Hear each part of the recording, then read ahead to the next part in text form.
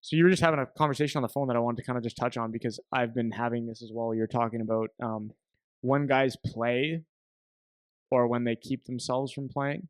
So like kind of the question of like playing through an injury or playing through sickness or playing when you're a little banged up or um, something along those lines kind of thing.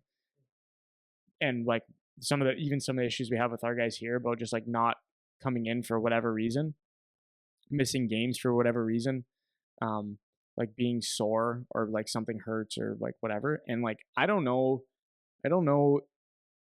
if I'm remembering wrong, but I feel like I never missed anything for stuff like that. And like to sit out of a game, to sit yourself out of a game or to sit yourself out of a practice, like or as like parents to allow your kid to sit out of games or practices. And I get maybe it's a fine line between, you're hurt and overdoing it and stuff like that, but like where I don't know, where do you put the line with stuff like that? Me? Yeah, you. You know. Well, no, no, no. Okay, but actual answer because I know what you would say, but like, what would your actual answer be for your kid if he's gonna not play a game? Like, what is it? I never had to tell him. Fair enough. That's number one. I never had to tell him. Yeah. Right?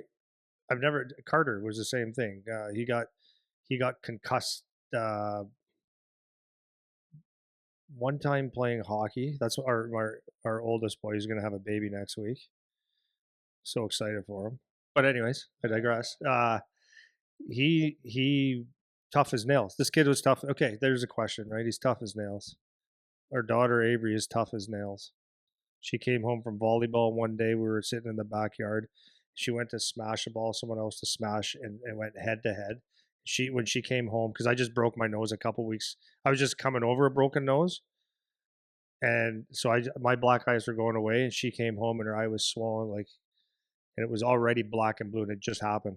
So she had a shiner, and she came home like ow, like she was like she was panicking a little bit, but it like didn't affect her life 1 second. Carter, tough for the nails. Christine and I said we don't think he has nerve endings, but it's called being He's built like a dump it's called truck. being tough. It's called being tough. It's called being tough. Like because you have a bobo and you got a sniffle and all that stuff. It's so there's the tough part and then there's the desire part, and there is a line. Okay, so I'll say it. So with Chooch, it's the same thing. It's like he there's been things. We've had calls. He shouldn't play. Please tell him he can't play. Well, you tell him. Yeah. Good luck. Get him off the ice. Go for it. Because he's played with some very, very bad injuries that shouldn't have played with, but he played. So, like, what are you going to do? That's the line. He's not coming out of a game unless he absolutely has to. So there's kids like him that have had their bell rung and they see the stars. I'm not saying do this. I'm not telling anybody what to do, but including me, I had that. I got my bell rung in London one night, and blindside hit, and I went to the bench, and there was stars and all that stuff, and I didn't tell someone like I see stars. It's like okay, shake this off and see how the next shift goes. Right? You played, and wouldn't do it for the flu. You'd try, you'd muck it through, you'd hide it as best you can, and until the doctor says like your life's.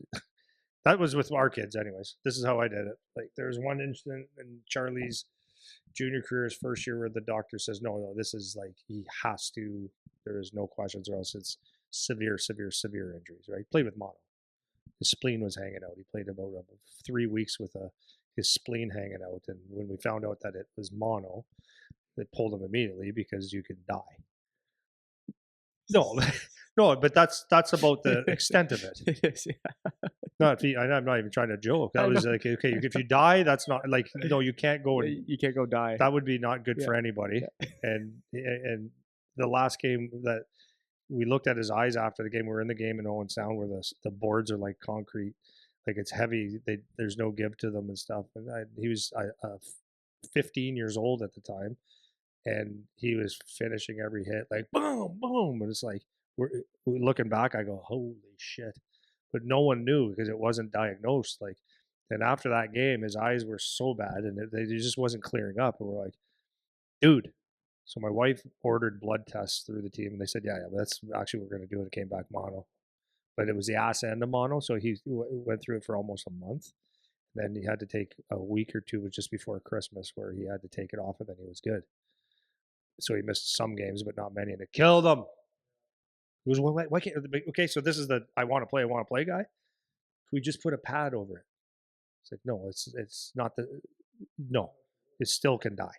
So, and then there's other things that come up, and it's like, and then you'll find other guys that it's like, just I don't feel good today. And to me, it's just like, okay, so going back, I got 3 kids. We got 3 kids. They're all tough. Not because I'm tough. Not because my wife's tough. It's because it is because no, because I played with a broken ankle. I played skating around on a broken ankle. It hurts like hell, but I wanted to play. So what you do, you teach your kids to either, is it a major injury or is it pain?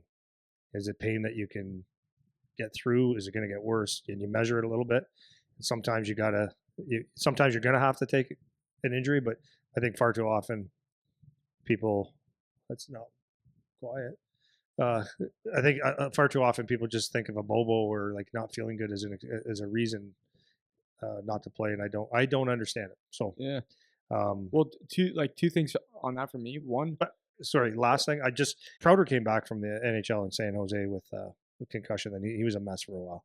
Yeah, that was he was. Yeah, so foggy, but sometimes I wonder, and I'm not playing around with this, but like sometimes I wonder if the protocol is just to be on the safe side, which probably is a good thing. But concussions like that, obviously, you wouldn't want to be playing through that if it makes your life and your life bad or. Well, that was why Proto retired. Yeah. Right. Oh yeah, for sure. His head was jacked up. I remember he was foggy, man. I remember when he came back at first, he was like a little bit lights on, nobody home. Yeah. He was like, but forgetting things. Yeah. But I remember or I guess my thought is, I think of society generally on like a pendulum, and like it goes from one extreme to the other. And I feel like right now we're on the opposite end of the extreme, where it's like on the one hand you want to be careful and not do something that's going to create long-lasting damage, or do you? But on the other hand, okay, so this is my argument to that, and this is what a kid that either just really loves the game or thinks this is my one shot. It's the Eminem song, right? You got one shot. How does the rest go? You got one shot, and if it meant if you don't play tonight or this week or you missed time, then your shot might be gone. That's how some guys look at it. I know one kid in particular that's like that very much, that lives with me. I got one chance at this, and if I show weakness or if I show that I'm injured or if I miss a game because of that, like I'm not doing that. Mm-hmm. Not doing it. Well, like I was saying, I think the where it's at now is more like it's just okay for the kids to have the attitude of, like you said, if I'm not 100%, I can't go.